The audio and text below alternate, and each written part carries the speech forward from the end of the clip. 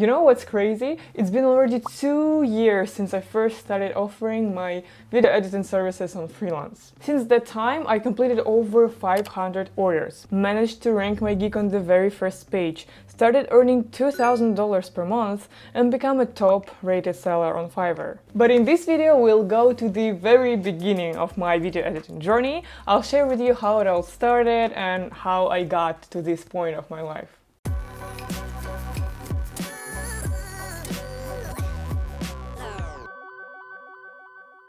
Hello guys, I'm Polina Gif, and as a lot of people out there, and probably as you, I just love editing videos. I think this part of filmmaking or this stage of video production is pure magic, and it can make such a huge difference for the final outcome. I know that a lot of people from this community are video editors just like me, and I kept receiving a lot of questions from you guys, like which program do I use, how did I get my first clients, and so on. So I really hope that this video will answer on some of your questions, and also that you'll get to know me a little bit better. I think it all started with my first proper smartphone, you know, like a proper, not big, it was not big at that time. And I remember that I got this iMovie app on this phone. I think I was 13 at that time, so it was around 9 years ago. I just started filming everything around me. You know, I was brainstorming these crazy ideas about mini, like short films that I can make. Some of them are just hilarious, it's so funny to watch now. For example, when I was filming I'm still surprised that I'm actually gonna show it to you, but okay. I was filming this story with my dogs. You should check out the brilliant editing there. Они, как обычно, сидели и думали о своем. Все было тихо, пока на горизонте не появилось это.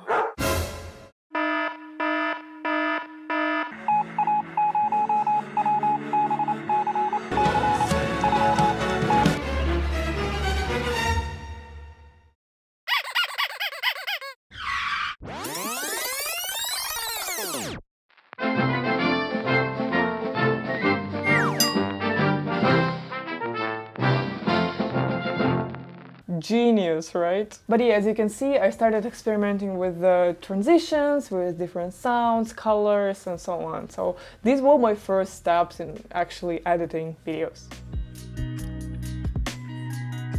Shortly after, my passion for YouTube started, which I actually think was a crucial step in my career. I maybe didn't realize this at that time, but looking back now, it made such an important impact. Yeah, I was already making YouTube videos 7 years ago, but it was a different channel, random topics, videos were in Russian, and it was just very strange. But I really enjoyed it at that time. I remember that I was filming and editing videos almost every single day, and it really helped me to develop a video editing skill. But at that time, I wasn't even watching any video editing tutorials or something like that. It was just very intuitive, you know? I felt that this should be made this way, and so I browsed this app and just made some things that I thought should be right, you know? If that makes sense at all.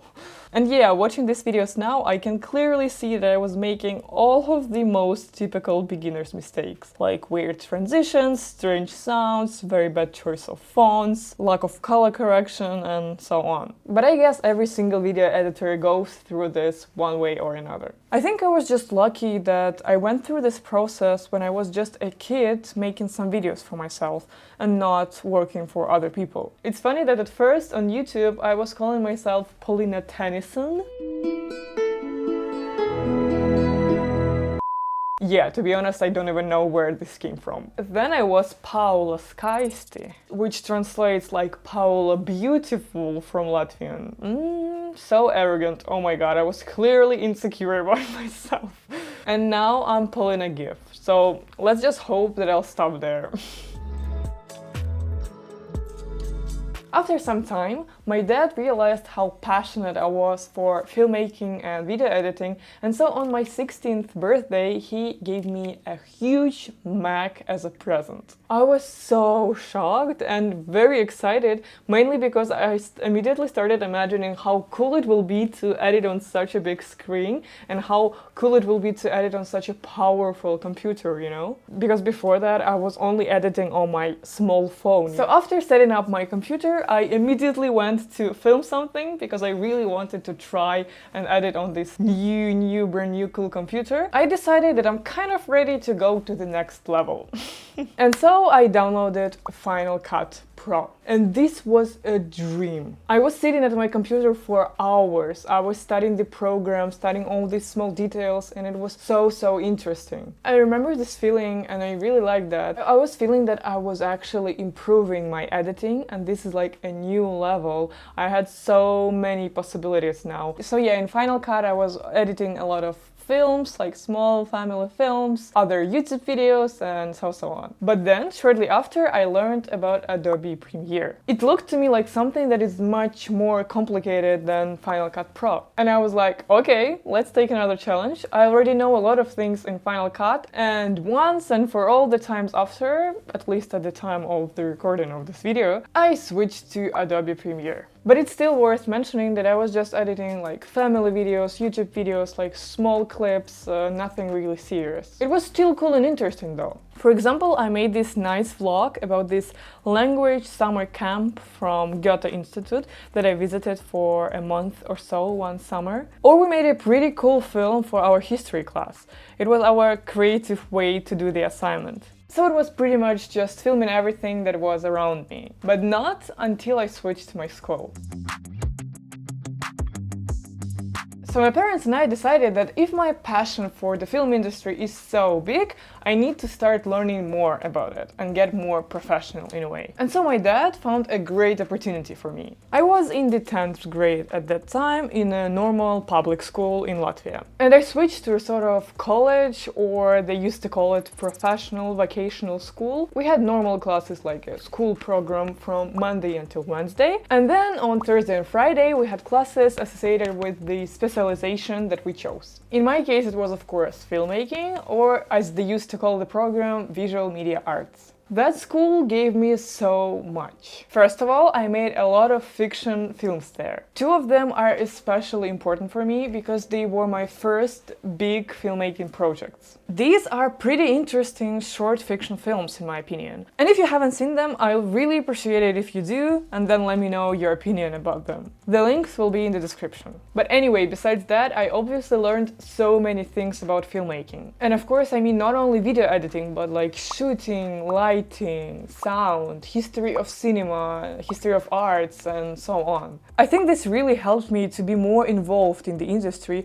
understand video from all perspectives, and not just do manual video editing work.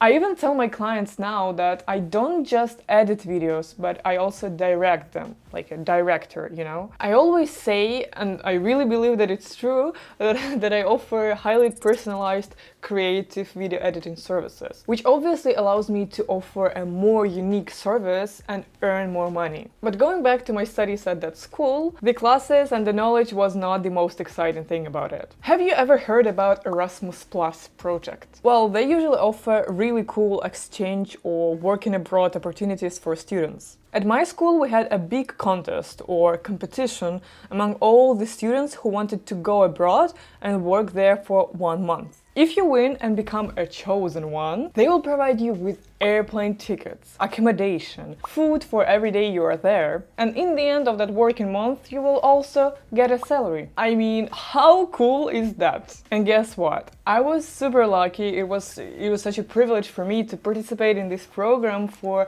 2 summers in a row. First I went to Italy when I was 17 years old, and when I was 18 years old I went to Portugal. And both times I was working as a filmmaker. I was coming up with the ideas, filming everything, and then editing the footage. This experience, as you probably can imagine, gave me so much. Producing videos every single day in a professional context, in a business environment. I feel like this developed me not only as a filmmaker, but as a person as well. I became much more confident in my skills, although not entirely, and you will find out why I'm telling this a bit later, but I definitely became more brave in a way, and this will really help me later on. Throughout my studies, and even until this day, this is something that is very important in my career, in developing the skill. Let's talk for a bit about video editing tutorials on YouTube. I mean, this is a real treasure. For a really long time, these videos were the only source of knowledge for me. And it was completely free. I learned so many cool things by just watching free YouTube videos. I mean, I really never ever took any video editing course in my life. I was just Googling all the questions that I had or the problems that I encountered and just practiced. And even when I was working abroad, remember that Erasmus Plus experience I was talking about? I was just watching tutorials and just copying what people were doing in that videos in the process of my actual work for professional organization. And I actually felt really bad about it at that time. I guess I can even say that I was ashamed of this. And I think a lot of video editors can have the same problems and the same thoughts actually. Video editing is such a complex thing. Each program has so many details, so many buttons, effects, and it's just impossible to know everything about video editing. But this is something that I clearly realized, clearly realized only recently and only after some events, which I'll share with you in a bit. So apart from going to this Erasmus Plus internships during my studies, I was also offering my video editing and my filmmaking services in my country, in Latvia, a lot. I was making different event videos, I was developing content for social media of some companies, many things. So I was constantly editing videos. But it's very important to know that my focus was not on video editing at that time. I was a better cameraman than a video editor at that time, and I was trying to impress the customer with my filmmaking techniques, not with some effects in video editing. It was just very pretty basic video editing, I would say. But what's funny is that I loved filmmaking so much that even when I went on this model trip in Milan, I was doing filmmaking every day. I was working as a model for some time. Didn't like it, but it was an experience. I had this agency in Riga, in Latvia, and then they decided to send me on this model trip in Milan. I won't explain how everything in modeling industry works, but yeah, I went to this trip for 1 month. But it's funny that even then I was filming and editing videos every single day. So I was working as a model, but yeah, I was editing videos at night. So basically I decided that I will make a series of modeling vlogs. But I clearly was more interested in making this series than in all the modeling stuff that was going on around me. And then came a very important chapter of my life. Me and my boyfriend, we moved together to Amsterdam. A couple of months before that, we started our Instagram blog. Yeah, we thought it would be a good idea, which was a huge mistake because we just ended up arguing every single day. But anyway, we moved to Amsterdam, we were continuing our Instagram blog, and then we also decided to open our YouTube channel. Ta-da! Another YouTube channel. But yeah, since both of us love films, we started making film reviews. And of course, I was the one responsible for filming and doing video editing afterwards. And it was actually happening in 2019, so not so long time ago. But you know, looking at these videos now, I don't like the editing that much. To be honest, I don't like it at all. Which means that even 3 years ago, and after a quite extensive experience that I had, I wasn't really good at video editing. I couldn't call myself a professional video editor. But that was true until one day when my boyfriend challenged me without even knowing it, I think. And this will completely change my life. So, when this green thingy surprised the world with its power, yeah, avoiding this term because YouTube apparently doesn't like this term that much. Me and my boyfriend, as well as all the people around the world, were just sitting at home without realizing what's going on and what our next move should be, you know? So we were totally frustrated, and then one day my boyfriend came across this YouTube video where the guy was asking freelancers on Fiverr to edit his video. The task was the same, but the amount of money that they charged was completely different, starting from $5 and ending with the $500 or something like that. And I remember that my boyfriend came to me and was like, look at this, you should have started editing videos on Freelance a long time ago, because I'm pretty confident that you can make an even better job than a $500 guy did. And I remember I was so shocked by what he said. I was like, me? That level? No way. I was not confident about my my edited skills at all. Moreover, I remember that it was taking me so long to edit videos. It bothered and irritated me, but I really believe that it's normal because I simply couldn't have imagined that it was possible to do it faster. Like, how? It took me hours to make one simple thing and days to edit a short commercial clip or something like this. And after my boyfriend's words, I was thinking like, I cannot make these cool transitions, these cool graphical effects. I edit videos for so long and you tell me that I can start offering this service on Freelance now. For some reason it was just too much for me and I was totally against this idea. I mean, I worked for a lot of people already at that time, but I never edited the footage of someone else. I was always putting the focus on cool shots and just impressive filming overall. But to offer services when the main focus will be on video editing, no, that's just too hard. And of course I also had this stereotype that you cannot earn good money on freelance, that freelance is just cheap labor and no one pays real money on freelance. Oh boy, how wrong I was. I was scared, but I didn't admit it. I was just like, no, on freelance you cannot earn good money, blah blah blah. But really, I was very scared. And then my boyfriend just kept challenging me. And not in a direct way, he was just like, oh, okay, if you don't want to do it, I know that it's hard, but you know, this guy can do it. So, like, this guy earns a lot of money, blah blah blah. And I'm like, what have you said just now? Because I'm super competitive.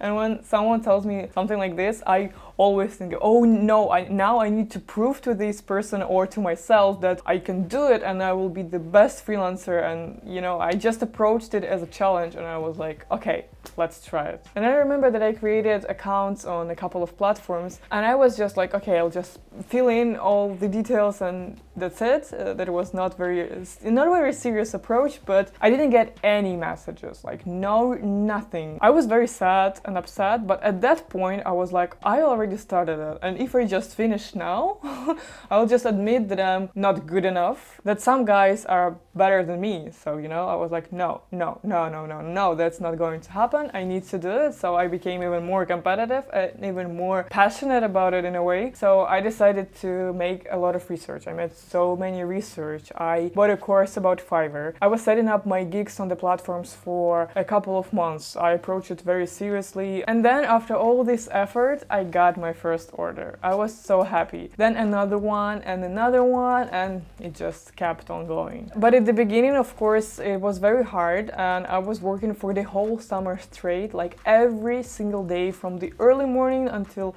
the late night. It was just working for the whole day and nothing else. I mean, I couldn't edit fast enough, so it was very slow process. And also in the beginning, you have to agree on almost all the job just in order to get your gig ranked higher and everything. And because of that, I was also agreeing to do the work which I actually didn't know how to do. So I was learning in the process. These were very hard times, but at the same time, it was like a super intense video editing training for me. But I'm very happy that I did it. Now I edit videos like 20 times faster. I know so many things and I just love my job. If you're interested, I can make a separate video about my Fiverr journey specifically. I don't want to go into the details in this video, but let me know if you would like to see something like this from me. Let me know in the comments. For now, you can just watch my other videos where I share a lot of tips about Fiverr, specifically about freelance. I also recently posted the video about a day of my life, like a day of a freelance video editor. So if you missed it, if you haven't seen it, I really recommend you to do so. And guys, I have very important news for you.